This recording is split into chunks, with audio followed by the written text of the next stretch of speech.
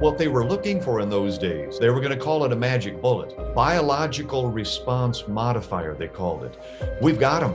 It's in food and supplements. It's in herbs and spices. It's in fruits and vegetables. And I would say pretty much everybody's sick. And the reason they're sick is because they're living on a diet that is wrong for human beings. But a lot of people put their life at risk. We want to pack the body with fiber-rich, nutrient-rich, naturally low sugar, naturally low chemical added foods.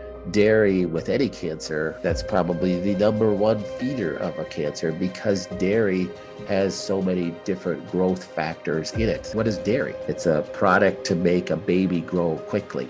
And if you're trying to grow a cancer, you couldn't do better than to take the human body and flood it with molecules that make cell membranes unstable, that disrupt gene stability, that increase hormones that fan cancer growth. And our Western diet seems to be tailor-made for this. And the food molecules wash through your cells and they turn genes on, they turn genes off. They induce enzymes, they shut enzymes down. Every meal changes us on a genetic molecular level. A little bit of cell division is essential.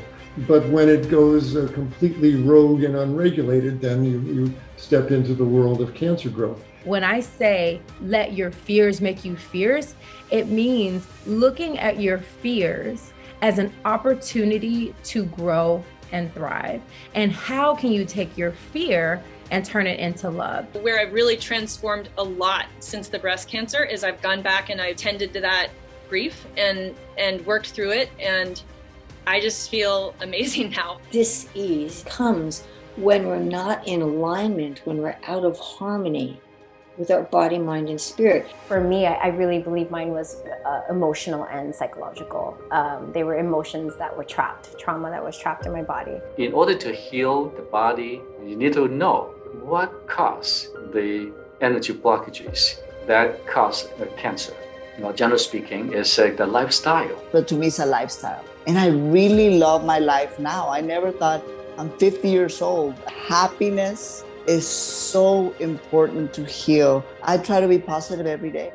And I used to lift my hands and say, I'm healing, thank you. The number one toxin in the room is emotional trauma. It's kind of hard to escape life without some form of emotional trauma. Cancer has devastated my life. I'm sure it's affected your life too.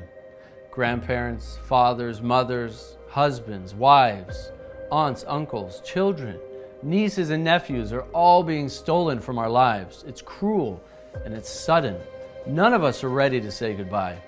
Cancer took the life of my grandfather 9 years ago. It broke my heart to see him suffer and die. He wasn't ready to say goodbye. And I wish he was still with us today. I wish my 2 children could know their great-grandfather. Cancer has made it so this will not happen, not in this life anyway. And this is why I don't want to see others suffer in the same way. The loss of my grandfather's life took me on a journey to save lives. After connecting with hundreds of medical doctors, scientists, researchers, and survivors, I came to some shocking revelations about cancer.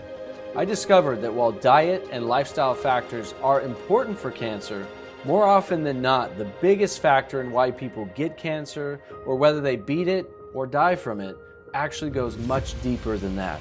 And that's what we'll be uncovering in this brand new docuseries, The Missing Link.